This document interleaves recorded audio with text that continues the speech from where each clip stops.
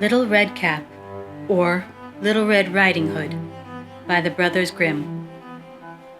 Once upon a time there was a dear little girl, loved by everyone who looked at her, but most of all by her grandmother, and there was nothing she would not have given to the child.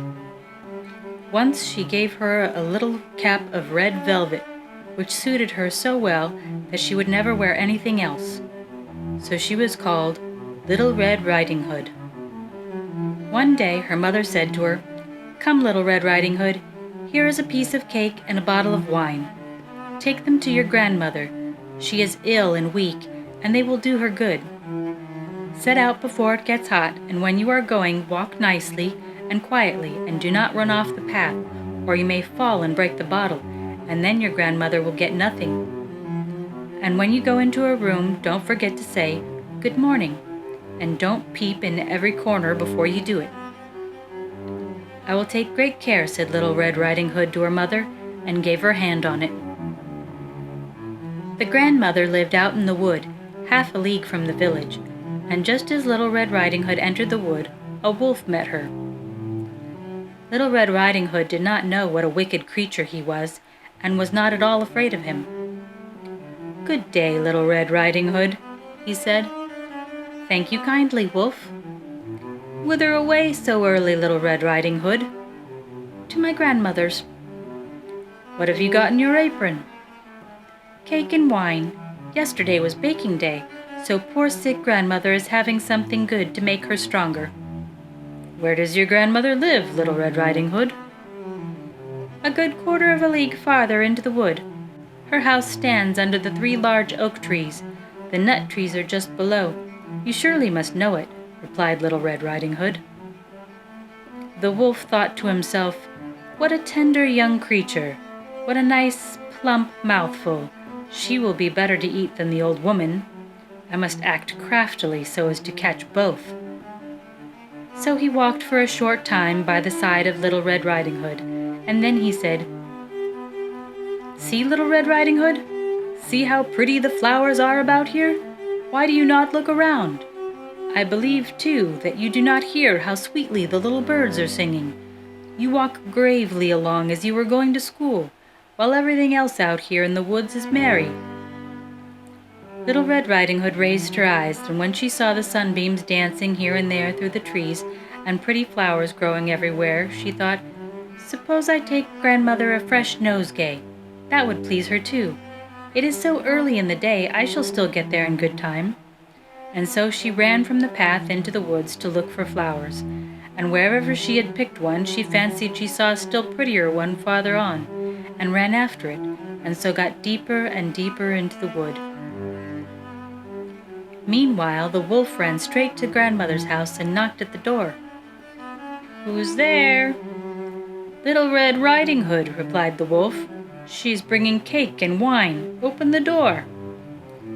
"Lift the latch," called the grandmother. "I am too weak and cannot get up." The wolf lifted the latch.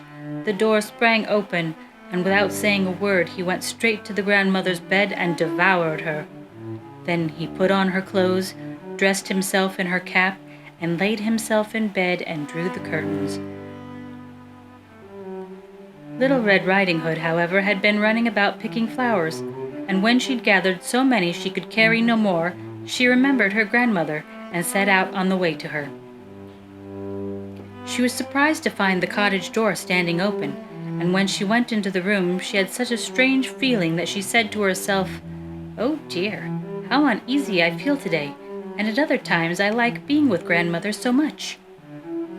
She called out, "Good morning," but received no answer, so she went to the bed and drew back the curtains. There lay her grandmother with her cap pulled far over her face and looking very strange. "Oh, grandmother," she said, "what big ears you have."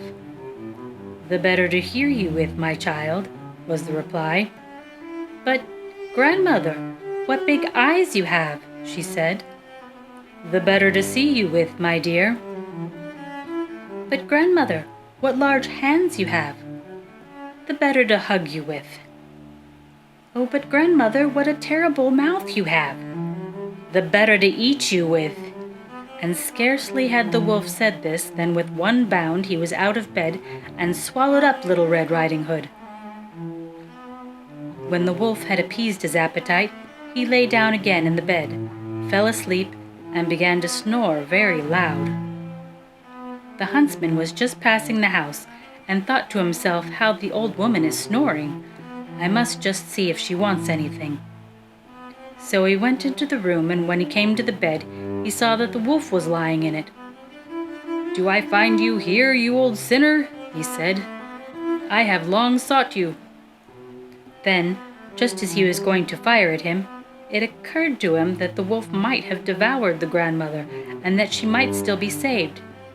So he did not fire, but took a pair of scissors and began to cut open the stomach of the sleeping wolf. When he had made 2 snips, he saw the Little Red Riding Hood shining, and then in 2 snips more, and the little girl sprang out, crying, "Ah, how frightened I've been! How dark it was inside the wolf!" And after that the aged grandmother came out alive also, but scarcely able to breathe. Little Red Riding Hood, however, quickly fetched great stones, which they filled the wolf's belly, and when he woke he wanted to run away, but the stones were so heavy he collapsed at once and fell dead. Then all 3 were delighted. The huntsman drew off the wolf's skin and went home with it. The grandmother ate the cake and drank the wine which Little Red Riding Hood had brought, and revived. But Little Red Riding Hood thought to herself, "As long as I live, I will never by myself leave the path to run into the wood when my mother has forbidden me to do so." It is also related that once when Little Red Riding Hood was again taking cakes to the old grandmother, another wolf spoke to her and tried to entice her from the path. Little Red Riding Hood, however, was on her guard and went straight forward on her way, and told her grandmother that she had met the wolf, and that he had said good morning to her, but with such a wicked look in his eyes that if they had not been on the public road she was certain he would have eaten her up. "Well," said the grandmother, "we will shut the door that he may not come in." Soon afterwards the wolf knocked and cried, "Open the door, grandmother. I'm Little Red Riding Hood, and I'm bringing you some cakes." But they did not speak or open the door, so the graybeard stole twice or thrice around the house, and at last jumped on the roof, intending to wait until Little Red Riding Hood went home in the evening, and then to steal after her and devour her in the darkness. But the grandmother saw what was in his thoughts. In front of the house was a great stone trough, so she said to the child, "Take the pail, Little Red Riding Hood. I made some sausages yesterday, so carry the water in which I boiled them to the trough." Little Red Riding Hood carried until the great trough was quite full.